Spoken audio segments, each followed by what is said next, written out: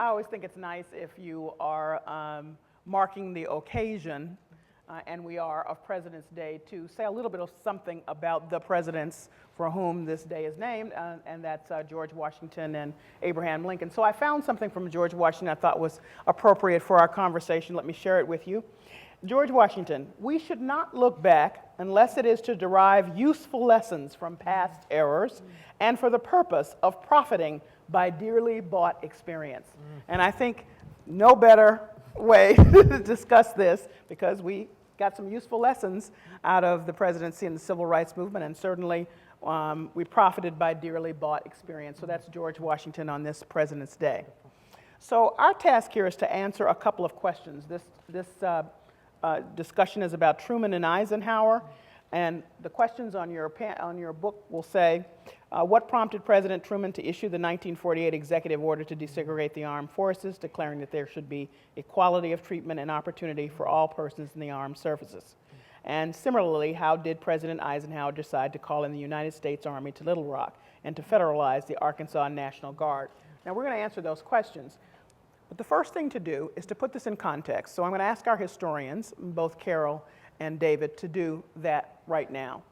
And that is to say, as I looked at this time period with Truman and Eisenhower, it struck me that two wars really framed the civil rights movement and the interaction and the response of the presidents. So if you would, David, actually Carol, if you would talk to me about Truman and at that time, where we were as a nation and how this World War II, these African Americans coming back after World War II, started to make a difference in how people thought about civil rights. When you think about it, the Second World War was an amazing war because it was the war against the Nazis. It was a war where both Roosevelt and Churchill had issued the Atlantic Charter. And that Atlantic Charter talked about the 4 freedoms. African Americans who were dealing with double-digit unemployment, who were dealing with massive Jim Crow, who were dealing with the systematic denial of the right to education, who were basically dealing with the systematic denial of their basic civil and human rights, looked at these 4 freedoms, and you start getting mass mobilization and organization within their organizations, such as the NAACP. And you also got veterans who are fighting in this war, understanding that when you are fighting against the Nazis, you know, this is the era of the double V campaign. And this doesn't mean peace. This is the double V campaign, victory against the Nazis overseas and the Nazis at home. And this is what is framing and steeling these veterans who are then coming back to the United States, determined that the U.S. will live up to what is called its vaunted democracy, will live up to its Bill of Rights. These veterans were not playing. And when you begin to think about some of the key leaders in the civil rights movement, these are black veterans coming out of the Second World War. David? Well, I'd go to President Truman right away, I think, because Carol understands that international perspective so much better than I ever would. But President Truman, I think, did issue the executive order in 1948 for 2 basic reasons. One was his own personal conviction. The other was he was in the fight of his life for an election. And he issues it on July 26th, 1948, and calculation of black votes in that is apparent. I don't mean that's the only motivation. These are complicated people, Eisenhower and Truman, and they do things for multiple reasons. And I think from an African American perspective, all of these guys don't quite get it sometimes, but they still were in a political context where they were trying to do things. So Truman issued that order in 1948. The story I want to get into when we have time is that he didn't enforce it very well until we got into Korea. Then there began to be some desegregation of the armed forces in Korea. But 4 years later, most of the American combat units were still segregated. Dwight Eisenhower did most of that, and frankly, I think it's a disgrace to my profession that the textbooks still say Truman did it without mentioning Eisenhower.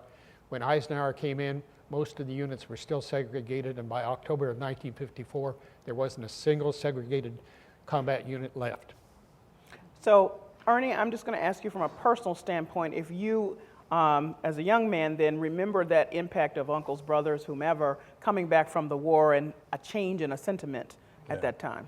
Well, I had an experience. My dad actually fought in World War I, and he went to France, and I always wanted to know why would you go to the Army and then come back home, and you couldn't vote, world was segregated, and that was an atmosphere that I grew up in. And I think that the returning veterans, African American veterans in the South, really had a lot to do. It's one of what I think is one of the untold stories about the Civil Rights Movement, is that these men, for the most part, came back home after freeing Germany, and when they came back home, they met the same issues. As they say in the vernacular, SOS, same old stuff. Thank you for the stuff.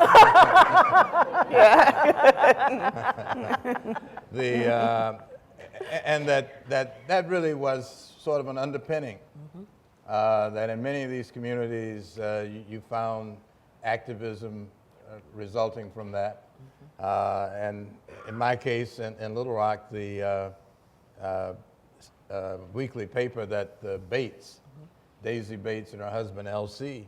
ran, where he was a veteran of World War II.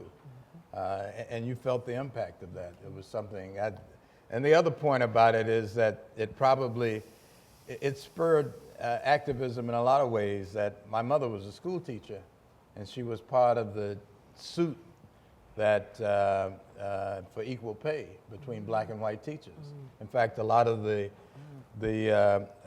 public school deseg cases arose out of equal teacher pay activity. And the lawyer that argued the case in the 40s in Little Rock was Marshall, Thurgood Marshall. And that you get brushed again that Thurgood Marshall couldn't stay in the Holiday Inn or the Sheridan or whatever in Little Rock. He was staying at various houses, and he stayed at our house for a couple of times. So being involved in it, this unintended consequences out of the return of black veterans, I think had a lot to do with spurring the modern civil rights movement. Callie, permit me to dramatize that briefly, is that when an African-American veteran came back to visit the nation's capital, even as late as 1953, a black person could not attend a movie, buy a meal, get a hotel room, or find a restroom in downtown Washington, D.C., the capital. And again, I'll be Dwight Eisenhower's advocate, because he desegregated all that within about a year and a half. Most of it was gone, not in the entire district, but in the downtown area. But this was a horrendous thing for veterans to come back and face.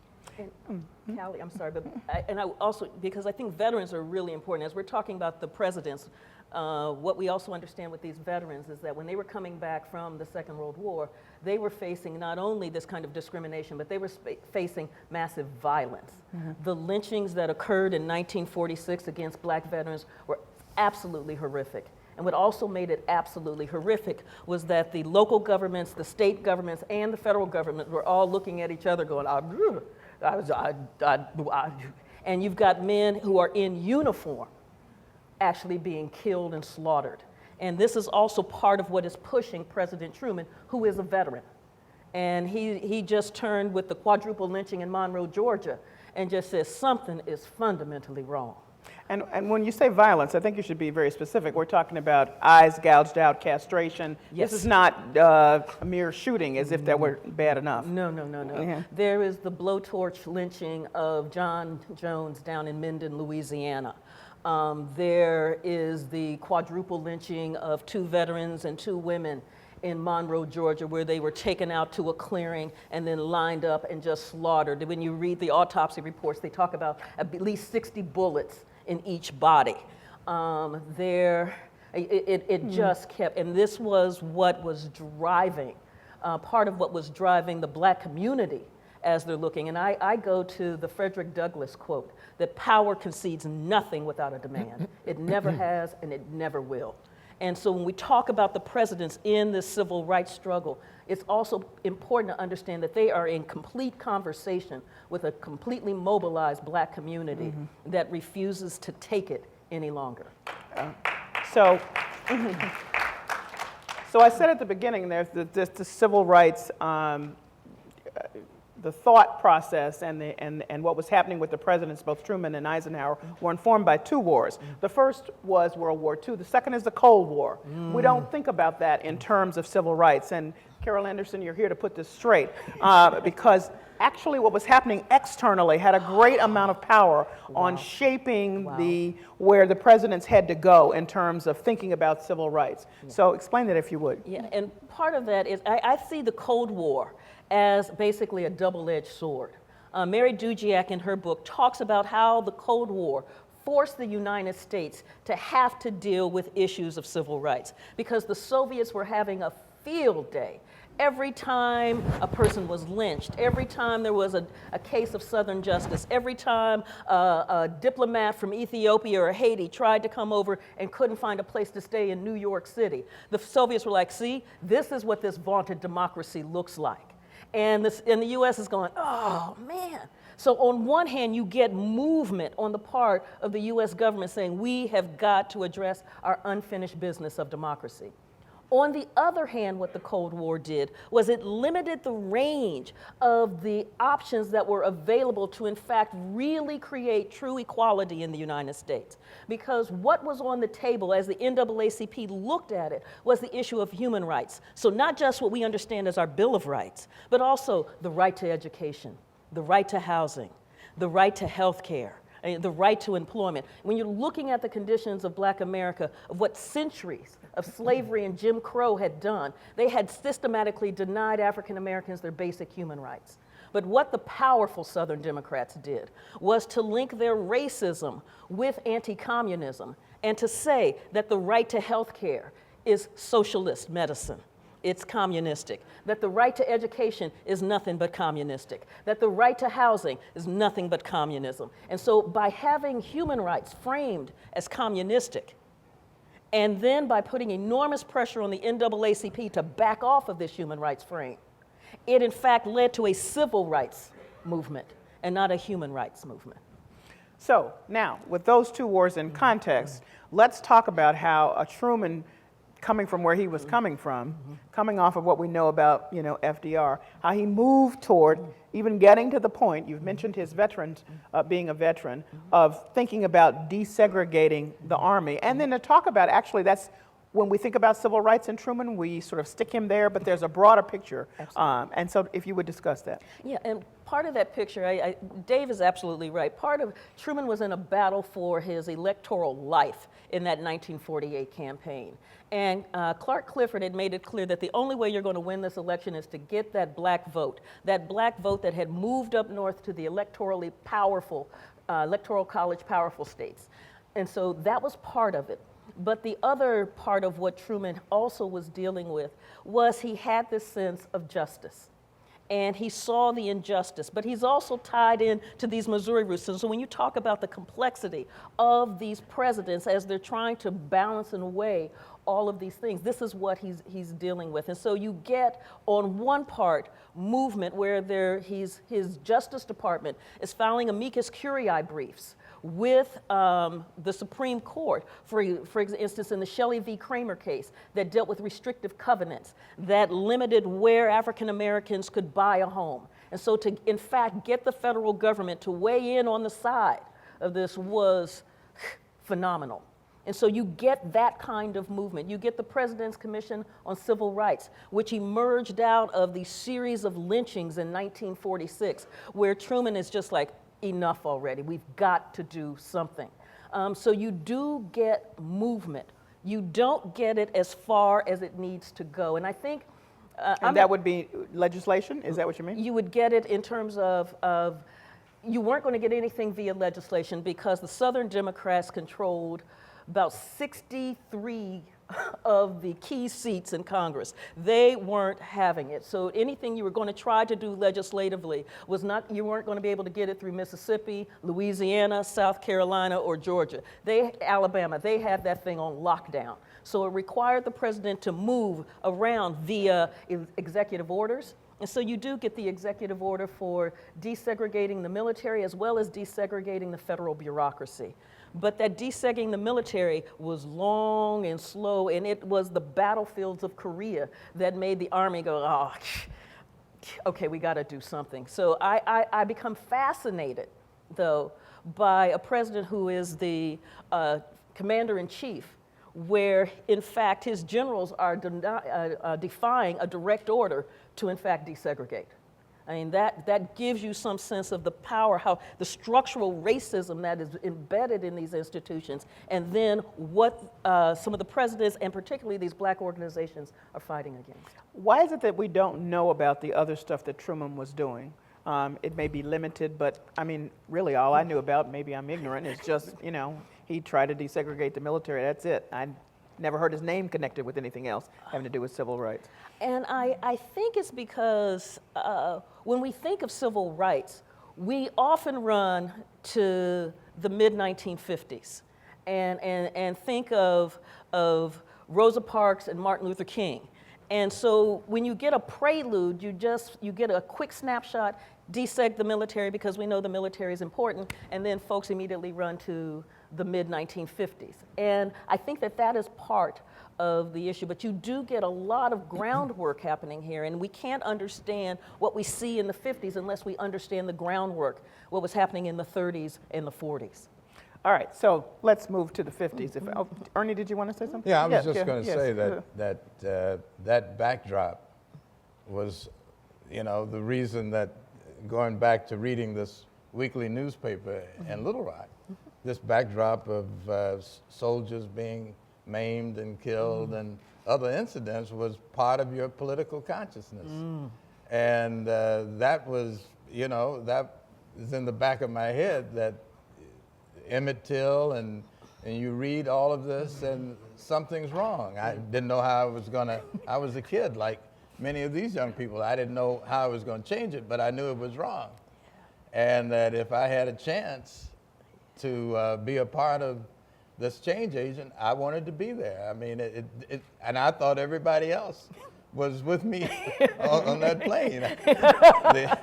The great lesson of life I learned was that when I signed up to transfer school and all my buddies said they were going to be with me, and the moment of truth came, I'm standing there by myself. I said, what's wrong with this picture? You know? Yes, exactly. But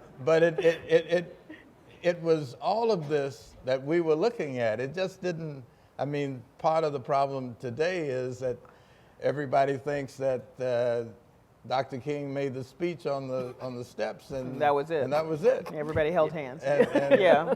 And my hope is that events like this get people to bore down deeper to understand what else was going on and why, you know, we felt we could step forward, and we had the support of family that we could do something different.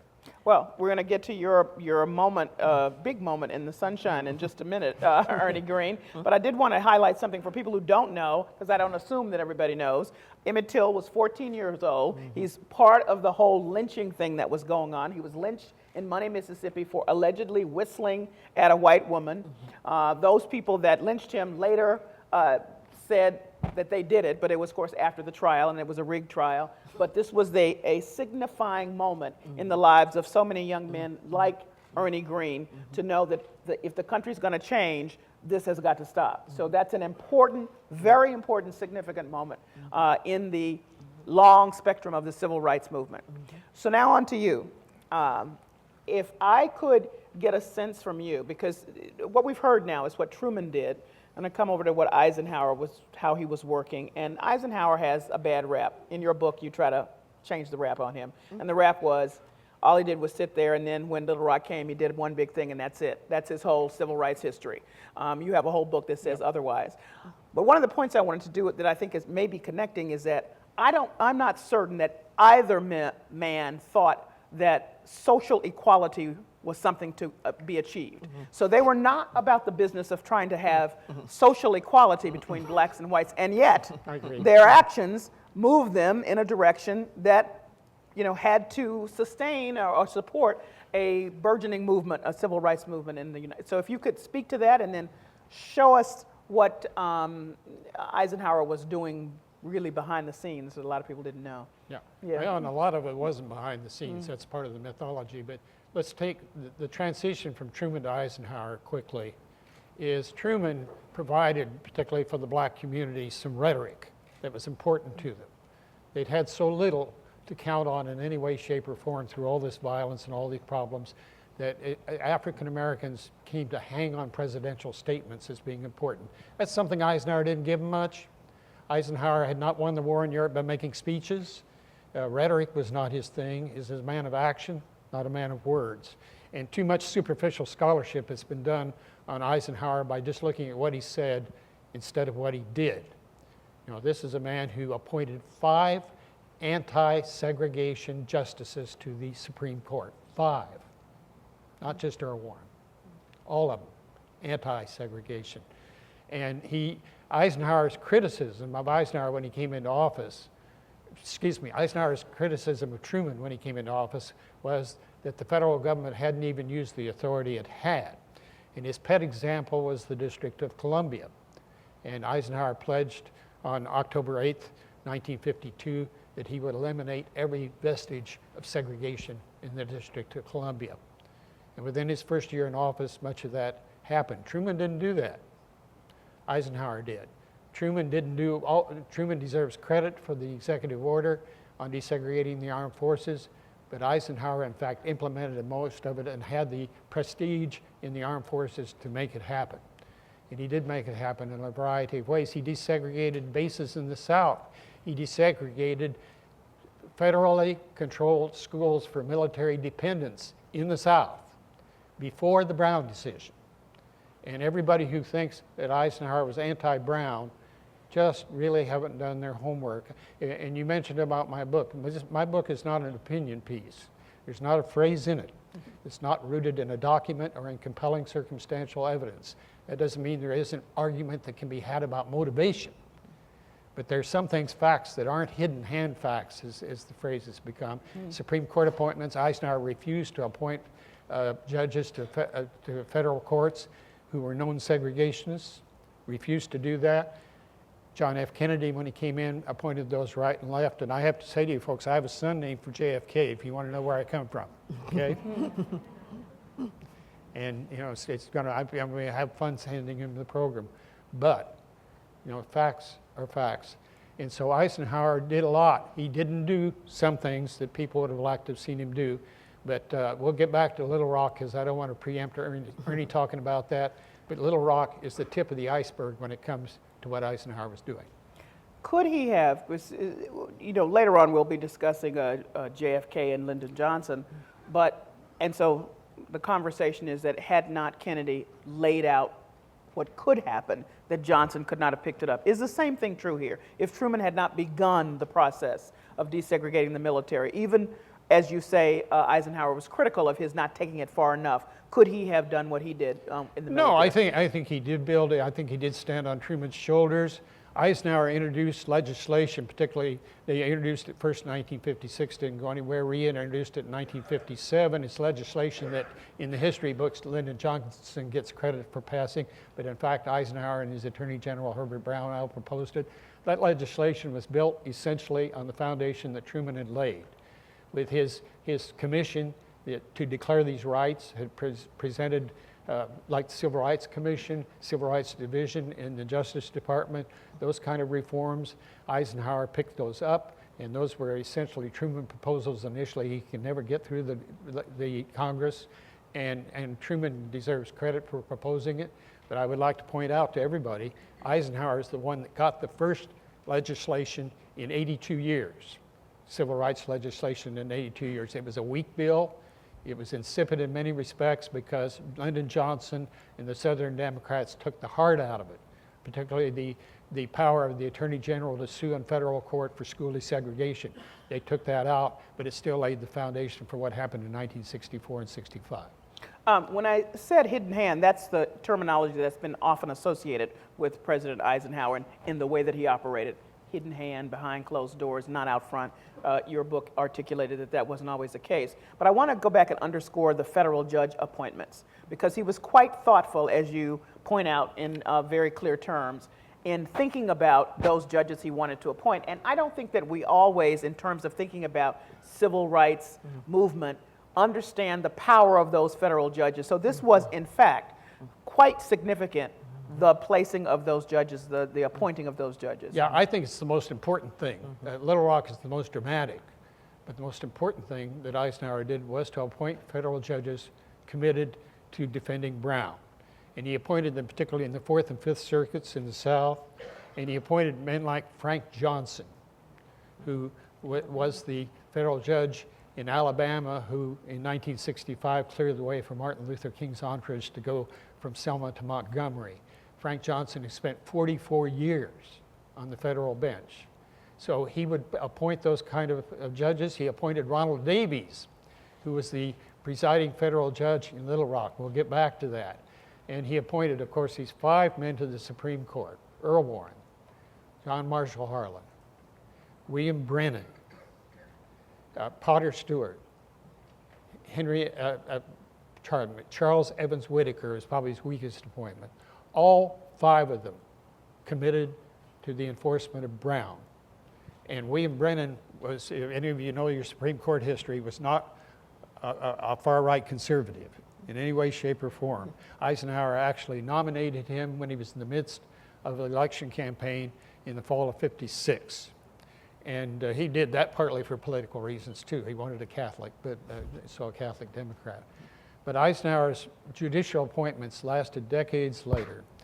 And Felix Frankfurter said that the Supreme Court during this era was the Eisenhower court. We all know it as a Warren court, but it was the Eisenhower court. And I'll tell you, for spoiler folks, that one of the great myths is that Eisenhower didn't know what Earl Warren stood for. That is factually incorrect. He knew him well. His Attorney General, Herbert Brownell, socialized with Warren and had run 2 presidential campaigns for him. He knew exactly who he was. And these books that float around and say that Eisenhower didn't know who Warren was or how he stood on race, it's just ridiculous. There was a tension between these guys, and we can talk about that if you want to. But it was not race. It was presidential politics. Well, we can come back to that. I want to now get to Eisenhower's, some say, finest moment with regard to civil rights, and that's, of course, what happened at Little Rock. Now, again, remember, we've said that neither Truman nor Eisenhower looking for social equality, yet we now, as you have articulated very well, understand what Eisenhower was doing, that he had the power to do. So here he is at a situation at Little Rock, and his hand is forced. But before we get to what he did, Ernie Green, tell us the story of Little Rock. So there you were, standing alone, your buddies abandoned you. Boom, boom, boom, boom, Yeah. boom. Well, this is, everybody's got a favorite teacher story. One of those magic moments. We had at the black high school that I attended before going to Central, my 11th grade history teacher, whose name was Gwendolyn Scott. She taught black history. I'm sure the Little Rock School Board knew what she was doing. They would have arrested her. Because we studied, you know, rebellions, the protest movement, the beginning of the NAACP, all of this. And it just seemed to me that, again, going back, Till was in my consciousness. Montgomery bus boycott began around December of '55. I remember that. When the Brown decision was handed down, I didn't know the nuances of the decision. I only knew the next morning in our local newspaper, it said that this court decision was going to change the face of the South. And I said, good, because I wanted to change the face of the South that I saw at that time as a 12, 13-year-old. It was something, you know, segregated fountains, buses, limited jobs, all of that. We didn't get our street paved until, I think, till the Supreme Court decision was handed down. There were no more new school buildings built for black folks after May 17, 1954 than any time in the history of the country. All of that, you know, is what you're processing. And so the way that Little Rock was a challenge from the state NAACP, Daisy Bates. And there's a documentary I think that public television has been doing on Mrs. Bates. But the moment came that I had a chance to say that I wanted to transfer. I wanted to transfer because you saw this huge building. You passed it every day. You knew that I came out of a family of teachers, and they always complained about the resources that Central had as compared to what we had, the hand-me-down books. So, and I figured I wanted to get the best college education I could, so if I went to Central and they had more of what we wanted to have, that this was going to be a good thing. The summer occurs, and it's kind of bumping along, and I get an invitation, my mother and I, to go down to the superintendent's office to indicate that I've been accepted as one of the students to transfer to Central that fall. Thought it was going to be a fairly quiet day. And up until, and so did most people in Little Rock. And the night before school was to open, the good Governor Orville Forbes comes on television and says he's calling out the National Guard to keep us out of school. And I'm thinking, oh my goodness, you know, I'm a senior, I want to graduate, and I'm walking into this huge unknown. And that first day, the pictures on the brochure of Elizabeth and the mob behind her, it dawned on me that maybe this was something other than my going to school, that there's some other issues going on here, and that I said I wanted to be a part of the change in the South. Well, my moment came. And for 3 weeks, in fact, most people didn't think Eisenhower was going to step forward and do anything. I don't think up until the last minute. We were talking earlier, I had an opportunity to sit with Herbert Brownell back in the 80s. We were at the Eisenhower Library. And I said, you know, Eisenhower really didn't need to send 1,000 paratroopers for the 101st Airborne. He could have sent 50, 100, 200. They would have done the job. But he said that Eisenhower, he had just won World War II. He was president of a major university without a PhD. He was the darling of both political parties to be their standard bearer for president. And he wanted to show Forbes who was in charge, that he was tired of being, you know, having the second-rate governor, as he saw him, push him around. And so on the 25th of September, when they finally sent the troops, and we went to school with a convoy of jeeps and Army station wagons and helicopters flying over, you got the feeling you were going to get into school that day. But I think, again, unintended consequences, that was really, at least in my mind, the first time the federal government had really stepped forward to support that decision and to show African American communities that they were going to uphold their right.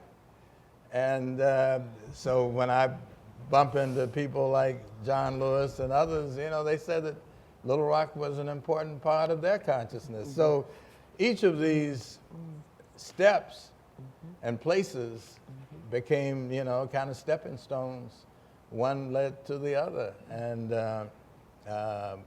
we never expected, any of us, the 9 of us, that what we were doing was going to be earth-shattering, and that 56 years later, I'm still talking about getting to high school. But the interest of all 9 of us was really to pursue the best education, public education. We thought that was our right. And we came from families that education was important and that they thought we had the right to be there. And that that was really what I think Eisenhower, I never had a chance to meet him. Never, looked beyond that year of the presidential politics. But one important thing was that at my graduation, there was a young minister from Montgomery, Alabama, speaking in Pine Bluff, Arkansas.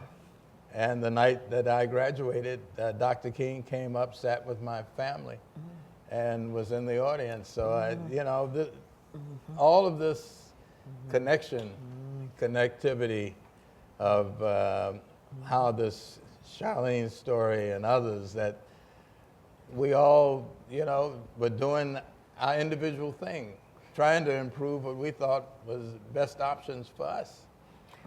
Now, understanding it's 56 years later and you have the benefit of hindsight, let's go back to your young self. And, for history's sake in this conference, you have to answer the question of, were you frightened? Sure, I mean, you it's a were frightened. Situation where now we got all these troops showing up to protect you. Well, we weren't frightened. We were frightened on the side of the unknown. When the governor called out the National Guard to keep us out, yeah, we were frightened. And the unknown was, will I complete school that year? I didn't know whether it was going to collapse on me.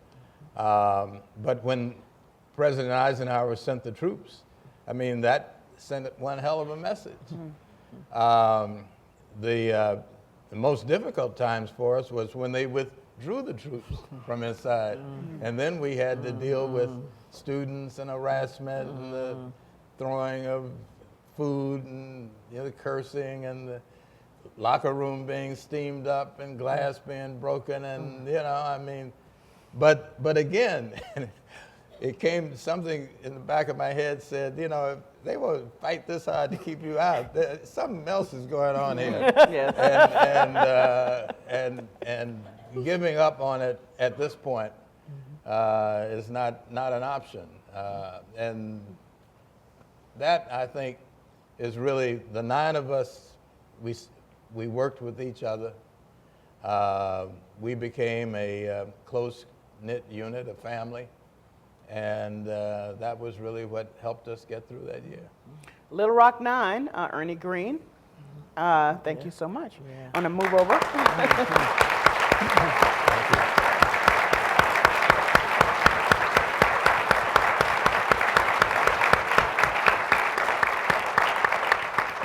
I will add one other thing, that during that period, there was Louis Armstrong spoke out strongly against singer. the singer, the Musician. trumpet player, Musician. the musician. And he spoke out and admonished Eisenhower to send some protection in to help us. He did indeed. There weren't a lot of people standing up at that point. I mean, I really think the image that we have of somebody like Armstrong, that he would step out of character and stand up. David Nichols, I want you to pick up the thread. Ernie talked to Herbert Brownell, who worked with President Eisenhower quite closely many years later, and said, why so many? Why did he decide that he would intervene in the way that he did, and why so many troops did he send? Permit me a personal privilege for a second. Mr. Green, you have my enormous respect, and your story is the real story about this. I've written about President Eisenhower, and I'll talk about that. But yours is the great story that my book doesn't pretend to address. And it's a story of great courage and great importance. And I have an African-American daughter who's better off because of what you did. And I appreciate that.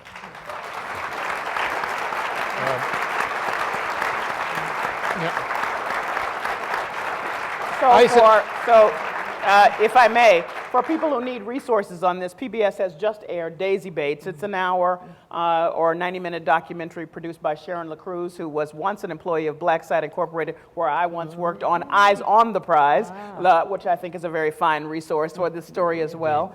So there's a couple of, and there are many, many books on the subject, so people can follow up. David Nichols. Well, the intervention, you want me to talk about Yes. Eisenhower's decision? Yes. Okay, I treat Little Rock as the tip of the iceberg, and we already talked about the judicial appointments. Eisenhower and Herbert Brownell, his Attorney General, anticipated violence almost from the moment the Brown decision was made.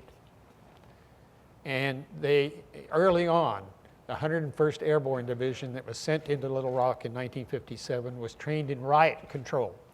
And this was not for riots in Europe. They anticipated this, hoped not. One reason that Brownell could persuade Eisenhower to propose legislation was he convinced Eisenhower that it might be an alternative to using the one legal out that he had, which was to use the troops, hoping not to do it. But he did. But Little Rock is the tip of the defense of Brown iceberg. And I would point out to you that Eisenhower could have chosen not to send troops. People assume he was forced to. He chose to. And he chose to very quickly. And he didn't quaver around about it as much as some of the half-informed commentaries say. The timeline was very short. As you mentioned, Ernie, the Faubus announced the National Guard to patrol the school on the night of September 2nd. They were the morning of September 3rd. On September 4th, Herbert Brownell held a news conference and indicated specifically with the president's approval that one of the options the president could use was to use troops to enforce the Supreme Court decision. Faubus sent a hot wire to Eisenhower, who was on vacation in Newport, Rhode Island. Eisenhower sent a telegram right back, which was made public, and said, "I will do whatever is necessary to uphold the Constitution." Very clear. Very clear. Now, they did meet and try to negotiate an arrangement on September 14th in Newport, and that did not work out, and Faubus did not keep his word. And so Eisenhower eventually, on September 24th, when violence erupted again, mobilized the 101st Airborne Division, and he said to Herbert Brownell at that time, he believed in overwhelming the force. You don't do these kind of things halfway. You send the message, and I think what you said about was appropriate. It was several kinds of messages. But I would point out it's the tip of the iceberg, because remember about these federal judicial appointments. The judge, the federal judge, who issued the court order to Faubus to cease and desist was Ronald Davies, an Eisenhower appointee, who opened the door for the Justice Department to intervene, which opened the door for sending troops to enforce the federal court order. Now, Eisenhower, well, he's a typical politician in some ways. He can be very cute about this, and he'd say later, "Oh, I didn't send the troops to enforce desegregation. I sent them to uphold a federal court order." Well, a federal court order about what? Brown. That's what. And so I would sometimes be too cute by half, which is one reason that people just look at what he said publicly. Sometimes they don't know where he's coming from, because he'd be very politically cute about it. And this is the first time the troops were called in this way. No, this is the first time that federal troops were sent into particularly a former Confederate state since Reconstruction after the Civil War. So this is not small potatoes. It's a big deal. But more important, more important are those judicial appointments that lasted long after Little Rock. All right. We've got some questions from the audience. These are good ones. And Dr. Carol Anderson. I once heard you say when you visited Simmons College and spoke of Eleanor Roosevelt, President Truman, and the conflict underscored when the NAACP leaders such as A. Philip Randolph wanted to go to the UN and file human rights violations against the U.S. and Mrs. Roosevelt. And Mrs. Roosevelt forced them not to, asked by Truman. You said your friends can only go so far. Can you say more about this? Yes. And what I'm talking about there is as Alita Black has so wonderfully laid out, Eleanor was an ally. But one of the things about these alliances, and that is absolutely essential in understanding movement, and understanding these freedom strategies, is that your allies can only take you so far. They can only go so far. And if you're relying upon your ally to go this far, because what the NAACP was counting on, because she was a member of the NAACP Board of Directors, and W.E.B. Du Bois had pulled together a fabulous petition to the UN called An Appeal to the World, where he pulled together top scholars, legal scholars, sociologists, historians, to document the systematic violation of human rights for African Americans since the founding of this nation. And because no government entity within the U.S. was willing to fully address these issues, the NAACP took it to the UN. This is 1947. This would be the beginning of the Cold War.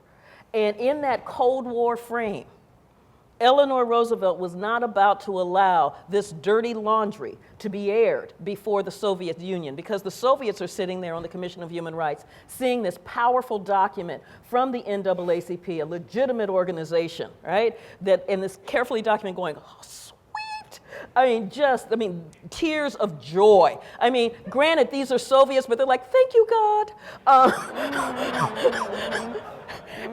And Eleanor is like, no, we must defend the United States. We cannot have our dirty laundry aired. And so part of that was the pushback in terms of burying this petition deep within the bowels of the UN. But it was also then sending the signal to the NAACP that all of this international stuff about human rights was not going to be tolerated, particularly in terms of human rights in the United States. We can talk about human rights that the Poles aren't able to have democracy. We can talk about human rights that the East Germans don't have freedom of speech. But we cannot talk about human rights in terms of what is happening here in the United States. And so she resigned from the board of directors of the NAACP, and it took all of Walter White's efforts. I liken it to almost doing a James Brown, please, please, please. Don't go. Don't go. Yeah. Eleanor, please don't go. So that's what I mean about your allies can only take you so far. There are things that she could do. There are things that she could not do and would not do. And the NAACP needed to understand that as it was crafting its strategy. All right. Are there any examples or any documentation of Truman experiencing personal turmoil, threats to his personal safety because of his participation in matters of civil rights? Oh, yeah. Particularly after his message to Congress in February 1948, his State of the Union address. And in that State of the Union address, part of what he does is he lays out that this has got to be a nation that is committed to civil rights. This is a nation that has to be committed to fairness, to justice, and to the Bill of Rights. And so he says in his message before Congress, I am going to issue 2 executive orders, one desegregating the federal bureaucracy and one desegregating the military. It's almost, and the black community goes wild. I mean, this is what they needed to hear from the President of the United States. When you read the black press, it's like tears, ecstatic, just ecstatic. The Southern Democrats were like, oh, oh no. Oh, no. And so part of what you see coming through when you go through the documents in the Truman Library, folks are like, Truman, you're going to have to die. You're going to have to go. We're going to have to get rid of you some way or the other. You're going to have to go. For the Southern Democrats, the politicians themselves were saying, unless you get back on this track, we're going to bury you. You will not see the White House again. You see this then in the Democratic National Convention in Philadelphia in 1948 in July, where when Hubert Humphrey gets up and he makes a speech that we have been in the shadow of states' rights for too long, and it's now time for us to walk within the bright sunshine of human rights, and the crowd goes wild, and the Southern Democrats are sitting there going, oh, really? And then they get up and walk out and form the Dixiecrat Party with Strom Thurmond as the Dixiecrats. Yeah, Strom. As the Dixiecrats' presidential nominee. So this was, he faced, when you read, like I said, when you read through, you get the sense of anger with him, the sense of you are a traitor, you don't deserve to be in the White House. So he faced a lot of pressure for his stance on trying to move the U.S. forward. Could this same question be asked of Eisenhower? But because there has been this long feeling that he was, as I said, operating behind the scenes except for Little Rock, did he get the same kind of threats Same kind of. I don't have documentation of threats against Eisenhower's personal safety. Those may exist. Us scholars always have to limit what we do, and I didn't look at the Secret Service records that carefully, so I'm sorry, I don't have anything to share with you. I'm not aware of any specific threats to him. Ernie Green, and I know the answer to this, but this is going to be a great question for you to answer. Someone saw the TV PBS documentary that we just referred to, First Lady of Little Rock, about Daisy Bates. And what can you say about her? Did you meet her? And yes, you did, but tell that story, please. Well, I said that one of the great things about that documentary, Daisy had great style. She looked good, you know, she wore great sunglasses, her hats were impeccable, but she was also taking on and I think the film makes a nice mark on that, she was taking on men in the African American community, asserting leadership.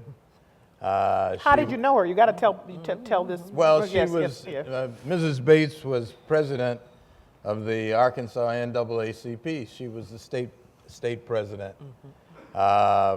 We knew her because the family had the weekly newspaper, the Arkansas State Press, and it was a journal that we all read. And so when time came, she had sued the Little Rock School Board the year before we were admitted to adhere to the 54 decision. And when we were finally admitted to Central, and Mrs. Bates sort of served as the mentor, and her house was the focal point where we gathered. She had the flow of information from all the journalists from around the world, and she helped to keep us grounded. You know, I mean, we didn't know all this was swirling around us. We were trying to stay focused on our studies and make sure that we were going to finish out that year. And us is the Little Rock Nine, Little of which Rock you are Nine. a part. Yes. Okay. Here's a question. Dr. Martin Luther King said we could pass all the laws we want. We cannot legislate the heart. We still have biases and prejudice in America. How are we educating the heart to recognize the humanity in all people? Ernie Green, I'll let you have that final word. Well, I think we're educating the heart by events like this, that really we begin to peel back the cover of the activity that's been going on among these presidents, among their administrations. And it's important for us to tell a story that Dr. King's statue just didn't appear on the mall overnight, that the number of people who contributed, who played a role, the unnamed faces and thousands of people, black and white, that had a vision about what this country could become, that it would be better than its history, and that the future is hopefully going to be brighter than those of us who played a role in it. And I think it really underscores the opportunity for this next generation. Kennedy talked about passing the torch. The torch really gets passed because all of the players who played a role in it. And that would be my last word. And that is the last word here, except let me thank our guests, Ernie Green, David Nichols, Carol Anderson.